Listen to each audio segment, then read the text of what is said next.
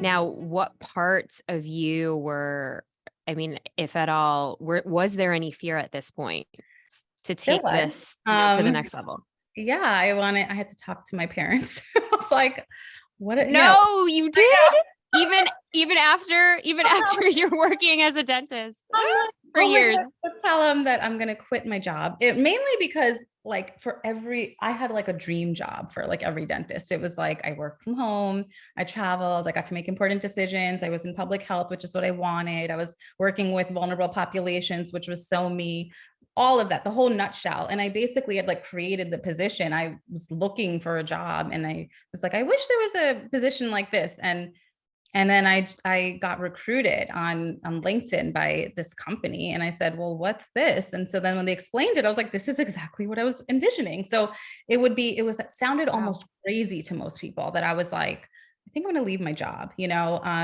Mhm. And yeah, and so besides the logistical of like insurance and our family and and Yeah. financial, all that it felt more like the transitional part of me was ready. And so when I told my parents, of course, I mean they're like amazing. So of course they were like, okay, just be happy as long as long as you're happy, which I knew, right? But it's this validation of this first daughter, first generation, for all of that, like The that I guilt.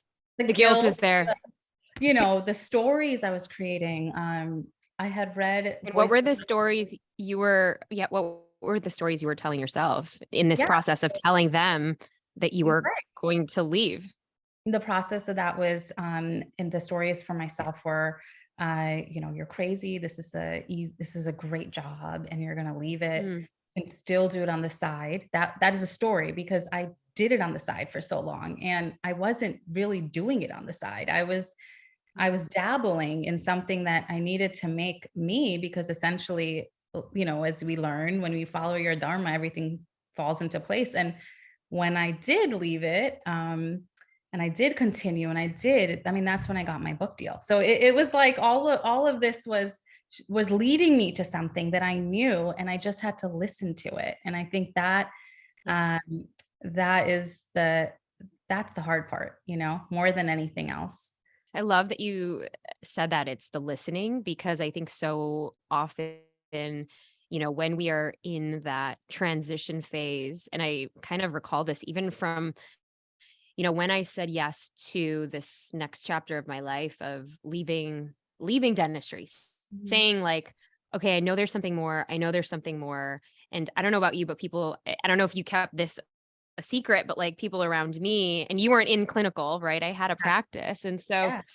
but people around were like, what are you doing? Are you in a cult? Like I had just gotten through, I went through a bunch of like different excursions and workshops and conferences, Yeah. retreats and all of the things. So I was like fully in my like whole healing bubble. Yeah. And yeah, and so and then you're questioning yourself because you're kind of like, well, 80% of me wants this and I do have one foot out, but maybe I could still put one foot in. And you're just, I mean, just your story goes to show like you releasing all of it, then your book deal kind of like came through. Totally. Because I mean, it was hard. Fiction is so hard. I mean, like you mentioned, it's such a hard game also because publishers, everyone's taking a chance with fiction. With the books that I had been accustomed to with our family business and all that, it was like, okay, like you have a following, you're gonna get a book. It was very different. And so taking a gamble on creative work also takes some courage. And so I wasn't able to while I was working full time. And I'm like, if I'm going to do this, I have to do it. And I Mm. kept saying that to myself. I was like, I need to query. I was cold querying agents and publishers, and it was like a full time job. And I said, if I don't give it a chance, then I'm never going to do it. And that was the Wow. honest truth. That was what I had to face in order to know if I don't do it with my whole heart, it's just not going to happen. And Mm. without this lie that's like, you can still do it on the side. It's okay. Right.